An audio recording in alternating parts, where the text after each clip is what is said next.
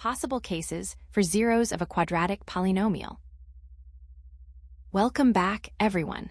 Before we dive into today's new topic, let's quickly recap what we learned in our previous lesson. We established that when we graph a quadratic polynomial, which we write as p of x equals a x squared plus bx plus c, where a is not equal to 0, the resulting shape is a beautiful symmetric curve that we call a parabola. Now, today, we are going to take this a step further. We want to understand the zeros of this polynomial, but we aren't just going to look at them as numbers on a page. We are going to look at them geometrically. To do this, we need to pay close attention to how that parabola is positioned in relation to the x-axis. Think about it this way. The zeros of a polynomial are simply the x-coordinates of the points where the graph meets or intersects the x-axis. Because of this, the total number of zeros we find depends entirely on one thing: how many times our parabola actually touches or crosses that x-axis. In the next few slides, we are going to examine the 3 specific cases that can occur, ranging from 2 distinct zeros to no real zeros at all. Case I: 2 distinct zeros. In case 1, we are looking at a situation where the parabola cuts through the x-axis at 2 different points. What does this actually mean for our math? It indicates that there are 2 unique real numbers that satisfy the equation p of x equals 0. If you were to observe the geometry of this graph, you would see a very specific movement. The graph might start above the x-axis, dip below it, and then come back up again, or it could start below, rise above, and then descend. Regardless of the direction, the key takeaway is that it intersects the x-axis at 2 distinct points, which we can label as x1, 0, and x2, 0. To make this concrete, let's break down a quick example. Consider the polynomial p of x equals x squared minus 4. First, we follow our standard procedure and set the polynomial to 0, so x squared minus 4 equals 0. Next, we solve for x by moving the 4 to the other side. We get x squared equals 4. When we take the square root of both sides, we find that x equals 2 or x equals negative 2. Now let's look at the geometric interpretation. If you were to plot this specific parabola on a coordinate plane, you would see it crossing the x-axis exactly at the points negative 2, 0, and 2, 0. So, to reach our conclusion, because the graph hits the axis at 2 separate locations, this polynomial has 2 distinct zeros, which are negative 2 and 2. Keep this crossing motion in mind, because in our next slide, we will see what happens when the parabola doesn't cross, but merely touches the axis. Now that we understand that the number of zeros depends on how the parabola interacts with the x-axis, let's dive into our first specific scenario. Case II: 1, 0 coincident zeros. In this case, the parabola does not actually cross through the x-axis to the other side. Instead, it just barely touches the x-axis at a single, specific point. If you look closely at the graph, you'll notice that this point of contact is actually the vertex, or the very turning point, of the parabola. Let's look at the geometric observation here to understand this better. You can think of the x-axis as acting like a tangent line to the parabola. This means the graph comes down, touches the x-axis at exactly one point, which we can call x sub 1, 0, and then immediately turns back in the direction it came from. Because the 2 points of intersection we discussed in the previous slide have essentially merged into one, we use the algebraic term coincident zeros to describe this. It simply means the 2 zeros are actually the same value. To make this concrete, let's break down an example. Consider the polynomial p of x equals x squared minus 2x plus 1. First, we set the polynomial to 0, so x squared minus 2x plus 1 equals 0.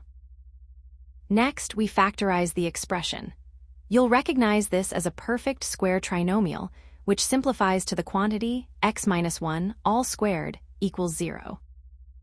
From here, solving for x is straightforward. If the quantity x minus 1 squared is 0, then x minus 1 must equal 0, which gives us x equals 1. Now let's interpret this geometrically. If you were to plot this, you would see the vertex of the parabola sitting exactly on the x-axis at the point 1, 0. Therefore, our conclusion is that this polynomial has only one real zero, which is 1. Now that we have seen what happens when the parabola cuts through the x-axis at two different points, let's move on to our second scenario. This is a very important distinction to keep in mind before we move on to the third case, where the parabola doesn't touch the x-axis at all. Case Roman 3, no real zeros. Now, we have looked at what happens when the parabola crosses the x-axis at 2 points, and what happens when it just barely touches it at one single point. But there is a third possibility we need to consider. In this third scenario, the parabola is positioned in such a way that it never meets the x-axis at all.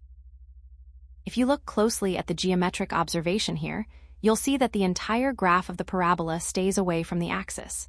Specifically, the entire curve lies completely above the x-axis if the coefficient, a, is greater than 0, or it stays completely below the x-axis if a is less than 0. Because there is no intersection between the curve and the axis, there are simply no x-coordinates that make the polynomial equal to 0. Let's break this down with a concrete example to make it clearer. Consider the polynomial p of x equals x squared plus 1. First, let's follow our standard procedure and set the polynomial to 0. That gives us x squared plus 1 equals 0. Next, we try to solve for x. If we subtract 1 from both sides, we get x squared equals negative 1. Now, let's analyze this result. When we are working within the set of real numbers, we know that the square of any real number cannot be negative. Therefore, there is no real value of x that can satisfy this equation.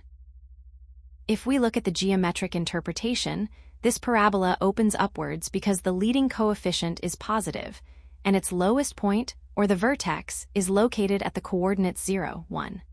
Since the point 0, 1 is already above the x-axis and the graph opens upwards, it will never touch or cross the axis. So, our conclusion for this case is that the polynomial has no real zeros. This leads us perfectly into our next slide, where I'll show you a real-world analogy to help you visualize these different paths. Real-world analogy, the path of a ball. Now, I know that looking at parabolas on a coordinate plane can sometimes feel a bit abstract. So, to help you visualize these three different cases we've just discussed, let's step away from the graph paper for a moment and look at a real-world analogy, the path of a ball thrown into the air. You'll see that the height of that ball over time can be perfectly modeled by a quadratic polynomial. First, let's revisit our first case, two distinct zeros. Imagine you throw a ball from the ground, it arcs up into the sky, and eventually lands back on the ground. In this scenario, the zeros represent the specific moments in time when the height is 0. The first 0 is the exact time you release the ball from the ground, and the second 0 is the time it hits the ground again. There are two clear, separate points of contact with the ground. Next, let's consider case 2, 1, 0, or what we called coincident zeros.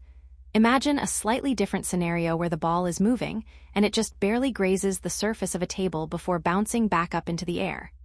At that split second where it touches the table, the height is 0, but it doesn't cross through the table. It just touches it and reverses direction. This single point of contact represents that one unique 0 we saw in our second slide. Finally, let's look at case 3, no real zeros. Suppose you are standing on a balcony and you throw the ball upward. If we are only measuring the height of the ball relative to the balcony floor, and the ball never actually drops below that floor level, then the height never reaches 0. Since the path of the ball stays entirely above our reference point, there are no zeros in this specific context.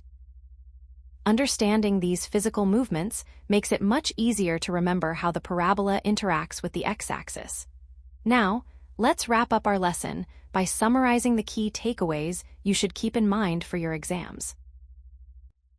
Key takeaways.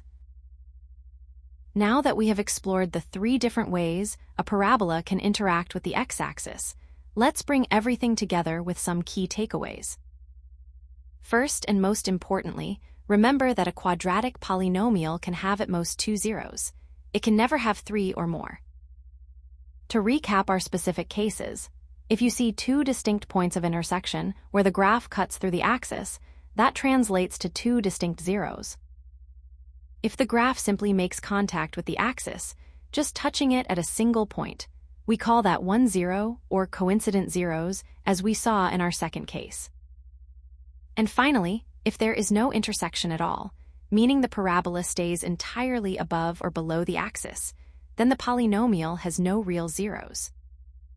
A helpful rule of thumb to remember why this happens is that the degree of the polynomial, which, for any quadratic, is 2, provides the absolute upper limit for the number of zeros you can find. In our next slide, I will highlight some common pitfalls to watch out for so you don't get tripped up during your exams. Common mistakes to avoid. First, a very common mistake is assuming that every quadratic polynomial must have exactly 2 zeros.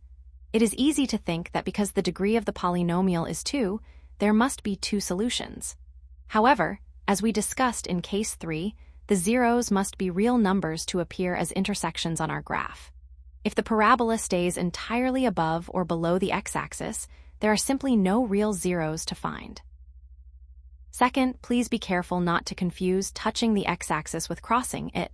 This is a subtle but vital distinction. In case 2, we observe that the parabola merely touches the x-axis at a single point, acting like a tangent. It doesn't move from the positive side to the negative side, it just grazes the axis and turns back. This is what we mean when we say the zeros are coincident.